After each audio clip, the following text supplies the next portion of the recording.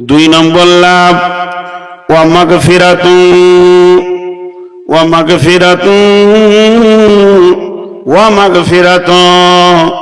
আমি যদি আপনাদেরকে বলি আপনারা গুনাহ করেন, আমি দেখে নিব, ভরসা আছে কি? যদি আপনাদের ইমাম সাহেব বলেন গুনাহ করো, দেখে নিব, ভরসা আছে কি? এইভাবে যদি সারা পৃথিবীর লোক আপনাকে বলে, কোনো ভরসা নাই।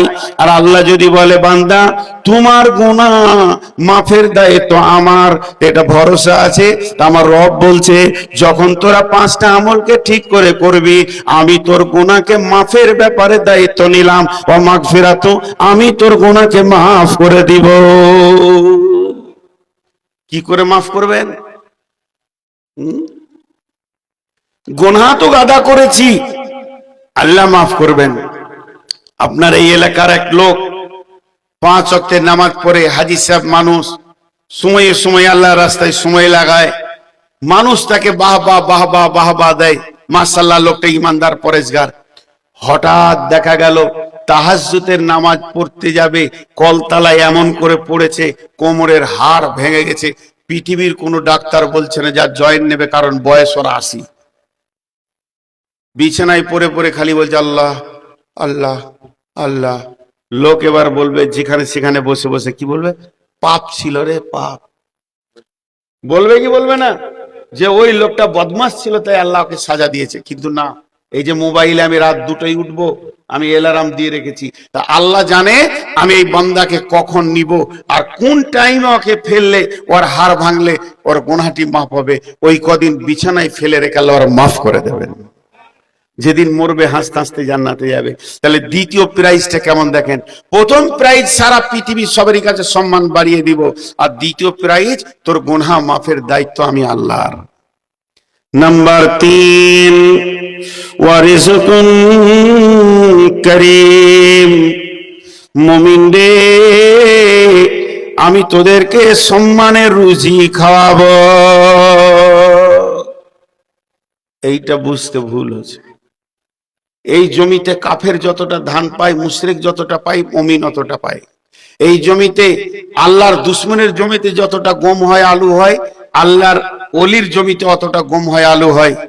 এই জমিনে যে যা চাষ করে, কাফের মুশরিক বেঈমানের যতটা হয়, নামাজি পরেশগার ইমানদারেরও অতটাই।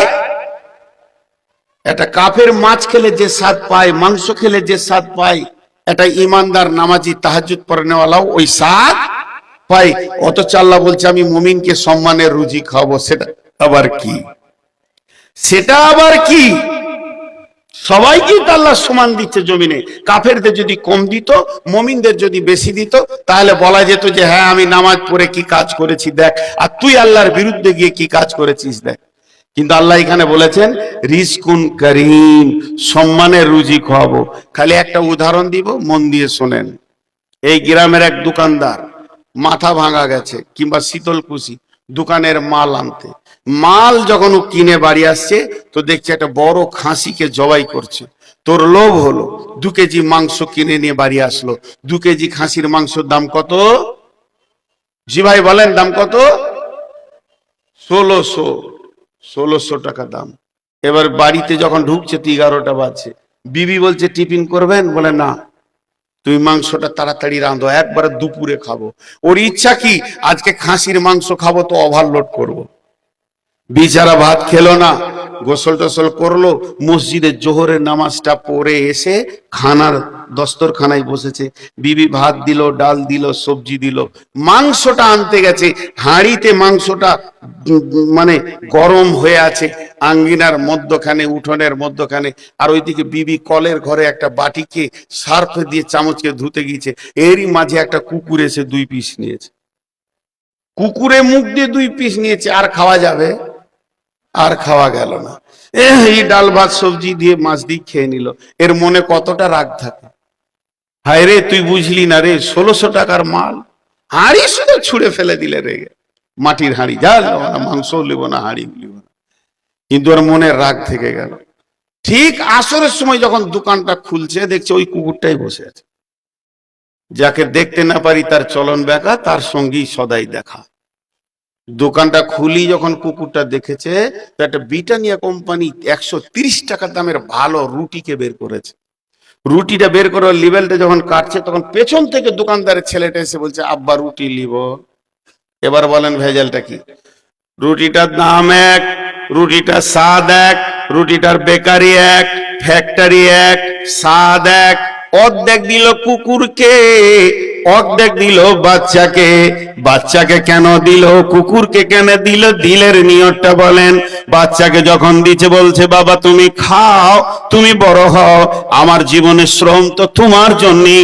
আর কুকুরকে যখন দিচ্ছে, তখনও মনে মনে বলছে, খালি আই রুটির কাছে তিন তিন একটা কাঠের বাটামকে রেডি করে রেখেছে, এমন মার দিব 1600 টাকা তুলে নিব, তুই আয় খালি রুটি। কিন্তু কোম্পানি এক, বেকার এক, সবই এক। আল্লাহ তাবারাক ওয়া তাআলা এই পৃথিবীতে মুমিনকে বেঈমানকে একই ফর্মে, একই কোম্পানি, একই প্রোডাক্টে খাওয়ায়। মুমিনকে যখন খাওয়ায়, আল্লাহর দিলের কাইফিয়তে আনন্দ হয়, আমার গোলাম আমার নিয়ামত খেয়েছে। কিন্তু পৃথিবীর যত আল্লাহর দুশমন আছে, এরা যে রুজিগুলো খায়, আল্লাহ খালি বলে আয় কিয়ামতের মাঠে এমন মার দিব, তোর খাওয়া সুদে আসলে বুঝিয়ে দেব। এর জন্য আল্লাহ বলেছেন, ওয়ারিজকুন কারীম। মুমিনদের তোমাদের জন্য আমার সম্মানের রুজি রয়েছে, বাকিগুলোর জন্য অসম্মানের রয়েছে। তাহলে দেখেন, মুমিনের তিনটে প্রাইজ হলো। কয়টা হলো? তিনটে। আল্লাহর কাছে সম্মান বেড়ে যাবে, আল্লাহ গুনাহ মাফ করবে, সম্মানের রুজি খাওয়াবেন। আর একটা কি বলেছেন সূরা সফে, ওয়া উখরা তুহিব্বুনাহা নাসরুম মিনাল্লাহি ওয়া ফাতহুন কারীম। আমরা ভাবছি পৃথিবীতে আমাদের সম্মান নাই, কিন্তু আল্লাহ বলেছে সম্মান আছে। ওয়ালিল্লাহিল ইজ্জাতু ওয়ালিরাসূলি ওয়ালিল মুমিনিন। ইজ্জতের দাবিদার তিনজন, আল্লাহ, রসুল এবং মুমিন। মুমিন কোনোদিন বেইজ্জতি হবে না। এই পৃথিবীটা এমন একটি জায়গা, এখানে তোমাদের সম্মানের রুজি দিয়ে তোমাদেরকে রিজকুন কারীম দেওয়া হচ্ছে। অতএব শুনে নাও, তোমরা সম্মানের রুজি পেয়ে যাবে। জি, শেষ করবো তো? আচ্ছা, আমি 2 মিনিট নিলে অসুবিধা আছে? আর যদি ছেড়ে দিতে বলেন ছেড়ে দিতে। আল্লাহ তাবারাক ওয়া তাআলা কি বললেন এখানে? সম্মানের রুজি। ওয়া উখরা তুহিব্বুনাহা নাসরুম মিনাল্লাহি ওয়া ফাতহুন কারীম। আল্লাহ বলছে তোদেরকে পৃথিবীটা তোদের হাতে দিয়ে দেবো আমি যখন রাজি হয়ে যাব। আজকে আমরা অঙ্ক করি, অমুক মন্ত্রী, এই মন্ত্রী, সে মন্ত্রী, ও মন্ত্রী আমাদের উপরে নারাজ। আসলে এগুলো ভুল, স্বয়ং আল্লাহই নারাজ। আল্লাহ যেদিন রাজি হবে তো সবাইকে গোলাম বানিয়ে দেবে। বুঝতে পেরেছেন?